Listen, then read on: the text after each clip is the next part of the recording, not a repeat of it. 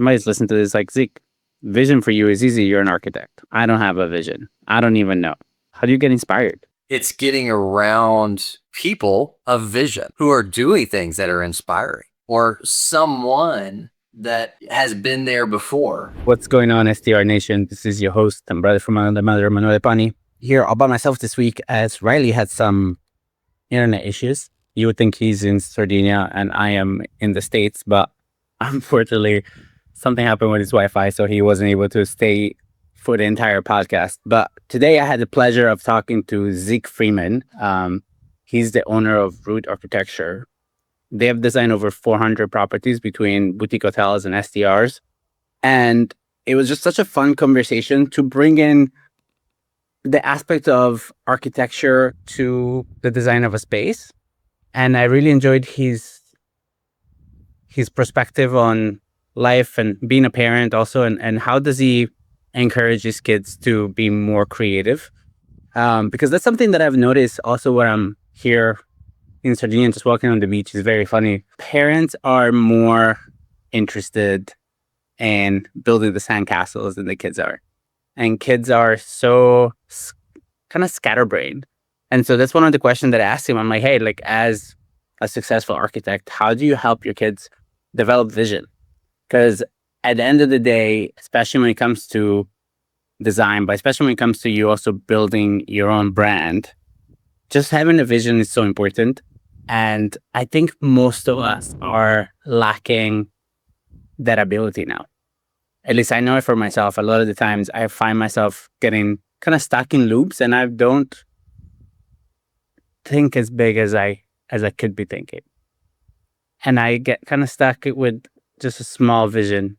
And so, yeah, I hope this show is inspiring to you from that perspective. And without further ado, I welcome Zeke Freeman to the show. What you been up to? That's so good to see you, May. Well, I'm glad to be here.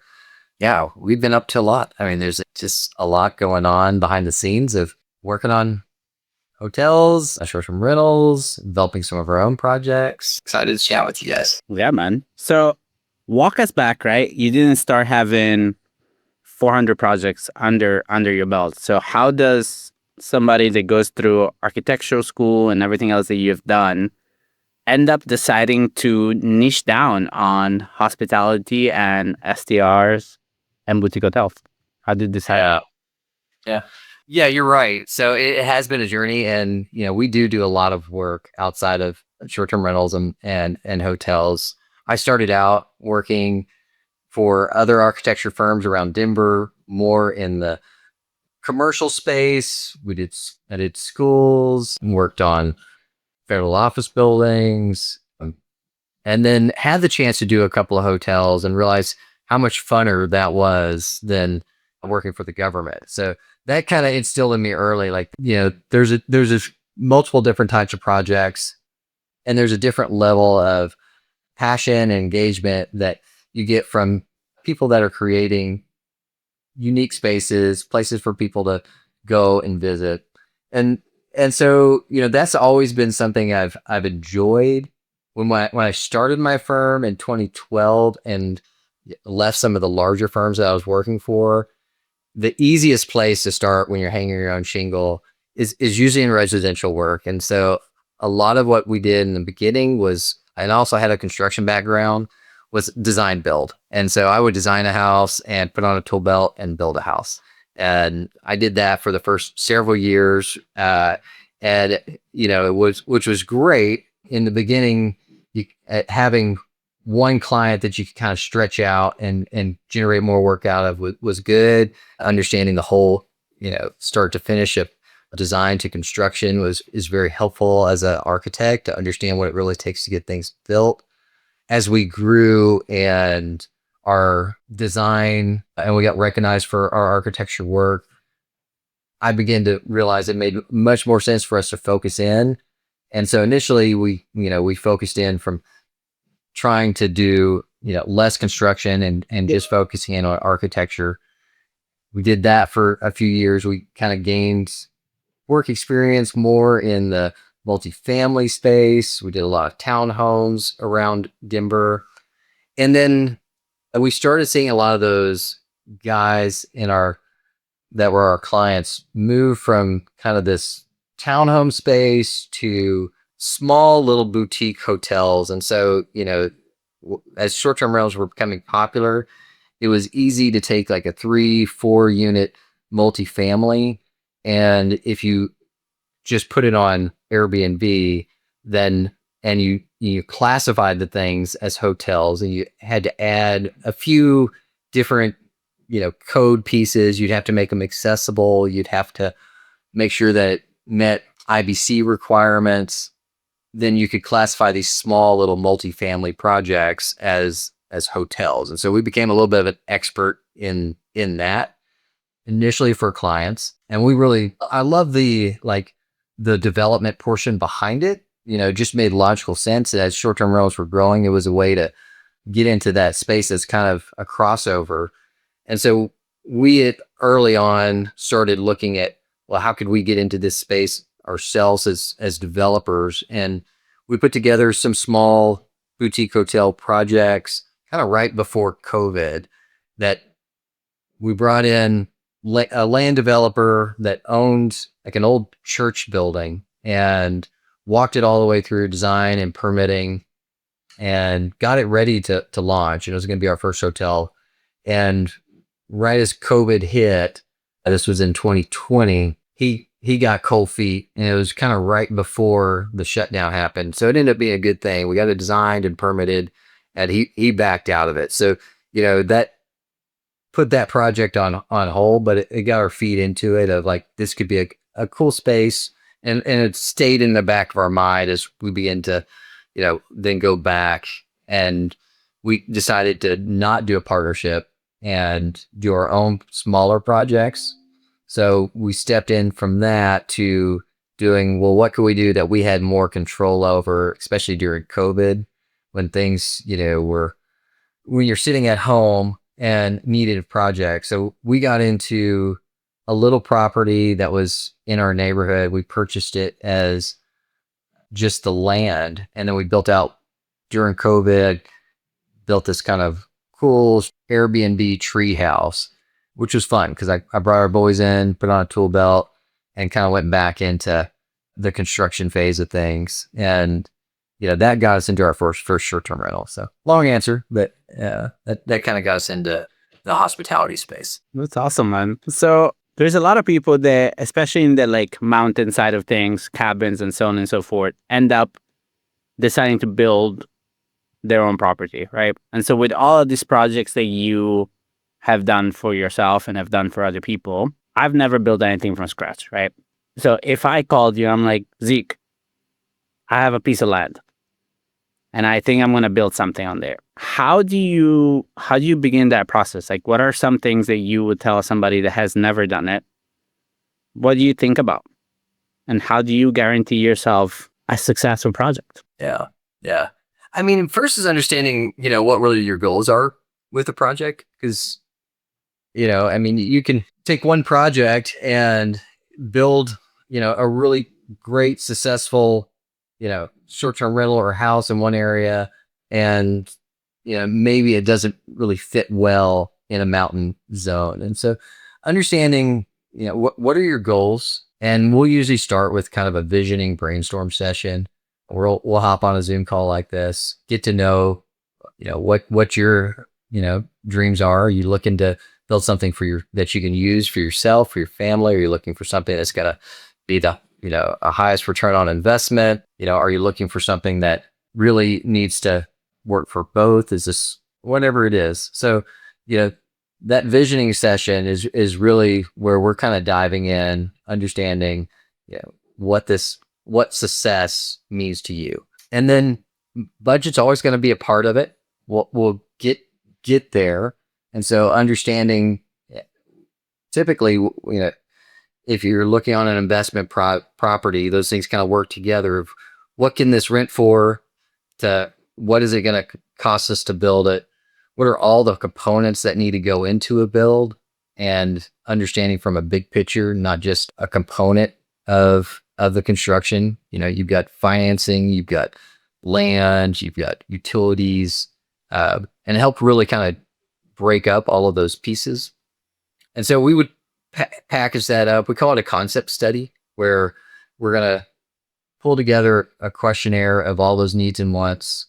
We're going to go visit the site, understand really what that site is telling you is the opportunity. If you have amazing views, you want to understand, if we're not just plopping out a building that can go anywhere, we want to, design something that fits the landscape. And those are really what creates great experiences. And then we'll work towards an initial concept sketch at that point. Usually we'll start to do that on site, where we'll lay out, even while we're out there, some sketches of, here's where views might matter. Here's where the trees might be able to preserve. And, that's called generally a partie, is that early sketches that's showing what are the big things that we're trying to connect and do on a site. And then we'll move into, more of a site plan. And then you just step it down. From there, you're going to work out all the architecture and engineering fees. If that looks good, then you're going to start laying out a 3D schematic design, then take that into construction documents. So you kind of want to start big picture and move it in together. Yeah, that makes sense to me. And so with everything that you're seeing and how the over amenitization, let's call it, of STRs is kind of really changed over the last couple of years. Walk me through some of the things that you have seen on an architectural and design front that you think are here to stay, right? So if somebody's starting from scratch and building something new, what would you tell them? Like, yes, this is worth the money architecturally, and is actually going to make a difference to your guest experience, versus, hey, like, for example, right, to make a joke, I hope nobody takes this offensively, but those, you remember when like everybody wanted those like tiles that look like wood, and everybody started in them everywhere? And then all of a sudden I was just like, I don't think these are going to look good long term. Like, I think eventually people are going to get tired, and now people are kind of tired of those. So what is that? Like, what are you seeing from that perspective? And I hope I didn't offend any of our long-term listeners. If you love your tile wood-looking thing, I am very happy for you.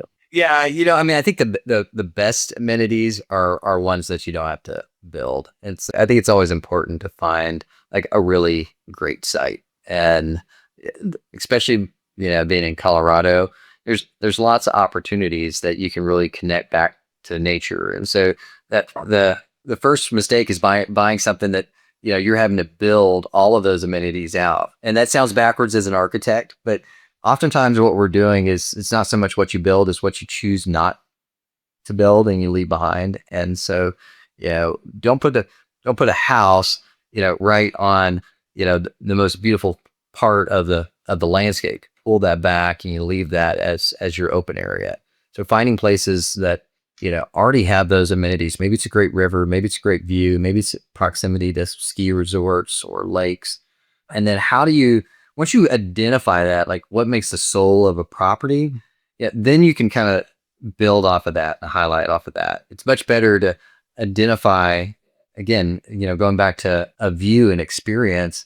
If I want to come out and be out in nature, and I stack a whole bunch of cabins next to each other and they're looking at each other, and suddenly you've gotten rid of all of the privacy, that's a whole different experience versus, hey, if I'm going to connect somebody to nature, then they should be able to walk out on their porch in the morning, have the coffee, be able to watch a deer, and not look at your adjacent cabins or whatever it is that you're building. So capitalize on those things that make a space unique. If it's in a colder climate, building out a hot tub, we had this the tree house that we did is raised and elevated, and it left all of the nature down below. And so when you get out in the morning, the deer and the elk really aren't disturbed because you're walking out. They're just kind of walking around and doing their things in the woods. By elevating that, we've left and preserved the best part of that site, which was the nature that comes through it. And then, maybe some of the amenities are things like, a built-in hot tub is always great to walk out to, but really creating then you have to think about like, what is the privacy in the space that, you want, and how do you want to feel when you walk into that? Some of the things that we've done on some of our, like our landscape hotel that we just finished out in Lost Fork Campground, is really that great amenity space. So being able to have your own cabin or own space is nice, but then having a place where you can gather with your friends, maybe it's a fire pit, maybe it's, you know, built out outdoor kitchens. But those kind of gathering spaces are really unique experiences that you can vacation with your family. So I think those are never going to go out of style. Great connections to nature, never going to go over style. Figuring out what are the things that are local that you want to embed into the soul of the property. We really love outdoor adventures. So, if we're going to do a bike oriented hotel, well, maybe when you come into the hotel, there's a great place to hang your bikes, just little thoughtful things like that. Yeah. No, those are some great points. When you design a place, how much of the localness are you bringing into the property? Like, how much do you try to design locally in terms of even like the material, and what is the benefit of doing that versus just, because in my mind, right, I can have a beach house and design it like a cabin inside, and it's just gonna feel weird, right? And so how do you play the game, especially as a STR operator, right? You want to be unique while at the same time you want to belong as to the experience, right? So in Colorado, I'm not expecting an ultra modern, very cold Miami Vice kind of home. And also at the same time, how do I differentiate myself if I do want to go ultra modern? Like how do you think about that? Yeah. I mean, look, we've done modern homes, we've done modern hotels. There's a place for that. But I was on a call with Travis Chamber, who did Outposts. And one of the things that I thought he said that was great was luxury is the most overused theme in any of these hospitalities. And so what does that leave you? It really leaves you're not going to compete with, a Marriott or, a high-end brand that can put a lot of money into a place. But what you can bring as a boutique hotel owner, as someone who's creating a unique short-term stay, is your connection to a place. And so thinking about what are the things that, one, make an area unique. And when I show up and I'm choosing to stay in a place, maybe it's a farm, I want to have the experience of being in a farm and be able to, touch and feel the place that's there and local, talk to some of the locals. So my business partner is developing out a coffee farm in the Dominican Republic. And you're not going to, in the beginning, it's actually a working farm, and you're not going to have an experience of just walking into like you would any other resort. You're going to stay in these unique stays and A-frames or some tree houses that are out there, some camping grounds. And then when you are there, you're going to talk to the local farmers. You're going to be able to go and touch and feel some of the beans. You're going to be able to, have the experience of picking them, understanding, what goes into the processing. And so that's a really, unique experience. And as we're developing out and designing out these future cabins that are going onto the space, we're thinking about, what are those things that you might want to experience as a family? How do we create the spaces that allow you to both have your own family stay and be a part of the space that's there? And so, we've created these really cool floating tree houses that are out there, and you just feel like you're sitting above the clouds. And so, thinking about that and placing those strategically, throughout the farm, allows you to experience the place and be of the place. As we're doing the hotel in Morrison, so this is a 22 unit boutique hotel. One of the things that we've done in this space that's under construction is each of the rooms are themed towards a local Colorado experience. And so you walk in, and yeah, they're similar rooms, but you'll come into one, and it's got the meadow. There's a big wall mural of meadows. There's some local artist paintings, and it's just, and then there'll be like a little trail map of here's where to go, and this is the elk migration pattern. If you get there during this time of year, this is where you're likely to see them. And so, bringing in both to the design and to the experience for guests is a way that you can kind of connect into those, local opportunities. Yeah, I love that. And so, how important is the vision to your design? So, if I come to you, or if somebody's listening to this show and it's like, Zeke, I love what you got and what you were talking about. I am developing a boutique hotel. How important is for them to have a fully built out vision at the beginning? Or is vision something that in your mind, Zeke, develops over time as you start seeing the walls come up? So how important is a clear mental picture of the entire thing versus just kind of a rough idea? I mean, I think vision is just as important, like in our lives, as it is for a project. And it is something that gets developed. I don't know if I've ever talked to a young person and they've known exactly what it is that they're going to do or be when they grow up, but they may have an inkling, and they may have some leanings, and they may have some skills. And if you really want to become someone that is leaning into, your gifting, then you spend the time to develop it out intentionally. You think about, okay, I might want to go to this college. I may want to go to this place. I may want to own this type of properties. May have this type of family. And so you build those things out that you can start to work towards.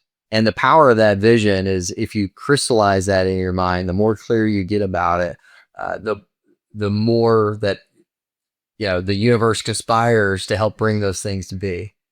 So the beauty of architecture is the same. Developing, building, it's hard. It is not something that, you're going to come in and have a fully crystallized vision and tomorrow you're going to be able to walk into it. It's something that the important part and the reason to go through architecture and design is to crystallize that vision. I was talking to you earlier about, we just got back from Barcelona and we went and visited the Sagrada Familia, and Gaudi developed this vision for this project that's massive. They did full-size scale model, or they did, scale models of it. They had just these incredible cathedral spaces, and it was something that he set a vision for that took hundreds of years to develop.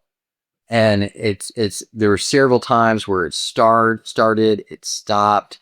He brought it to a certain point and he didn't even finish it. He died before it was finished. But because he set that vision that was so strong and so clear, he was not only able to build, this legacy project, but he was able to pass that vision on to somebody else to continue it and to get those things done.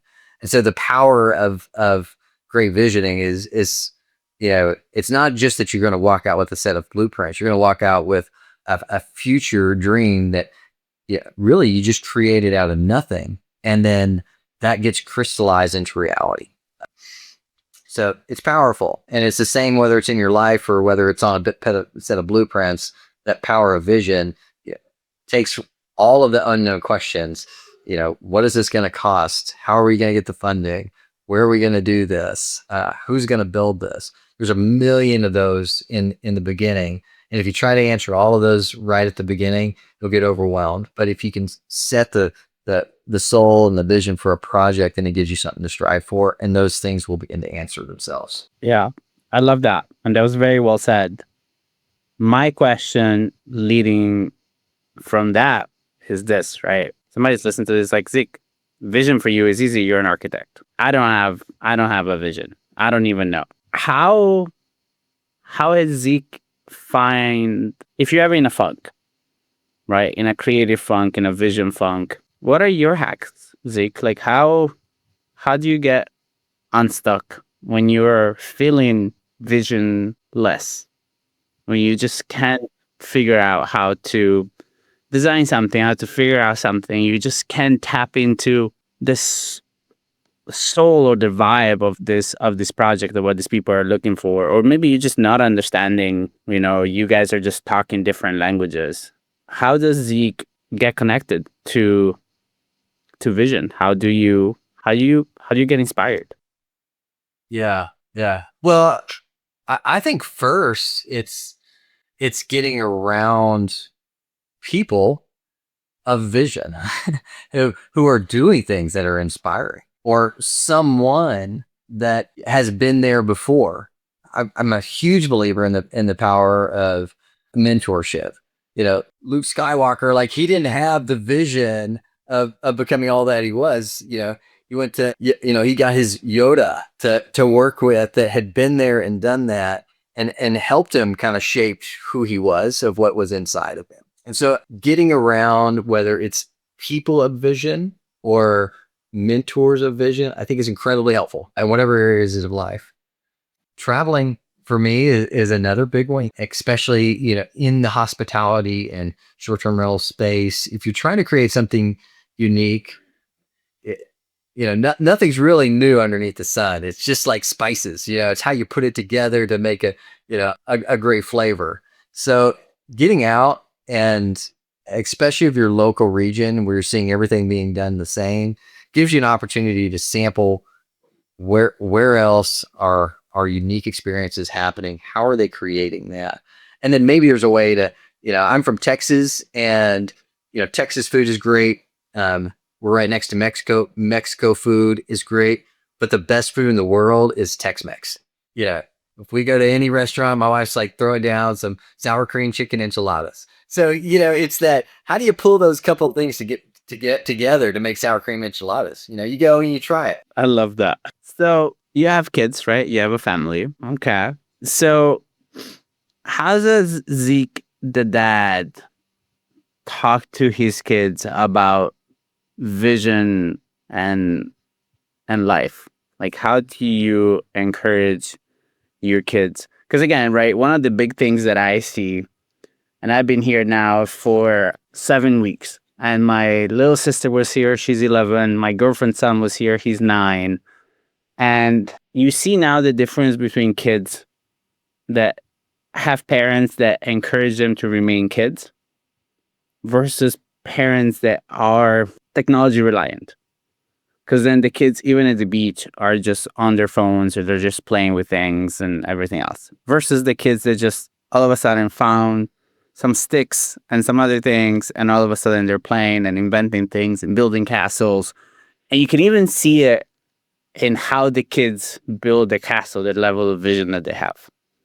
Right? Like, there is the kids that just build the castle, and then there's kids, there is the wall, and there's the court, and there's the thing, and there's the towers, right? And there's just so much more vision, so much more life, so much more, excitement, fun, inspiration. And so, as a dad, how do you cultivate that in your kids? Yeah. I mean, I think your responsibility as a dad is that we're in the unique position of seeing things in our children that other people don't necessarily get the opportunity. And when you see those things that start to spark and come out, then being able to lean into that is a chance to give them the runway to be able to develop those interests and skills that may or may not come down the road. So my older son, he began early on to have an interest in, he was in Legos and putting things together. He was very into it. He just has that mindset of crafting and creating, and we gave space for that. We built out a studio, and it could have just been our own architecture studio, but made sure that he has a place to be able to build and do leather and make things. And so we'll lean into those things that he's leaning into. My youngest son, he's really different. He hasn't necessarily grabbed into being as craft oriented. But he loves food. He's very introspective, and so I can have conversations with him that are at a different place. We call it like Friday morning chai chats, and he loves chai tea, so we'll go get. And I love coffee, so we'll go to the coffee shop, and he knows anytime he asks me to go get a coffee before school, I'll always take him. And so generally we'll try to do that, once a week. And as we're doing that, I try to be intentional about asking these questions that he can, have perspective on and start to think about. And one of the things, in life is to do anything well takes a lot of time, right? But it's hard to figure out what you want to spend the time to do. So at this age, I think it's the age to go try different things and find what you're really passionate about and what you love. And so I had him write down a list of goals that he'd like to be able to do over the next year, and what were some things that he could see himself doing in 5 years. And some of his 5-year lists, he listed out things like, hey, I'd like to be able to buy a house because he sees us doing real estate. I'd like to be able to fly and maybe get a pilot license. I'd like to be able to travel the world. So, I don't remember the rest of them, but I was like, you know what? Well, why don't we go try a couple of those things? So I hopped on and we booked Discovery flight to go learn how to fly.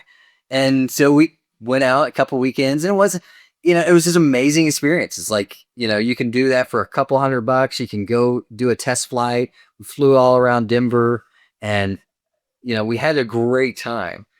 But he also walked out of that. He said, that was awesome. I don't think I want to be a pilot. I was like, well, cool. You don't have to be a pilot. You got to go check it out and test it out. And now you had a good experience.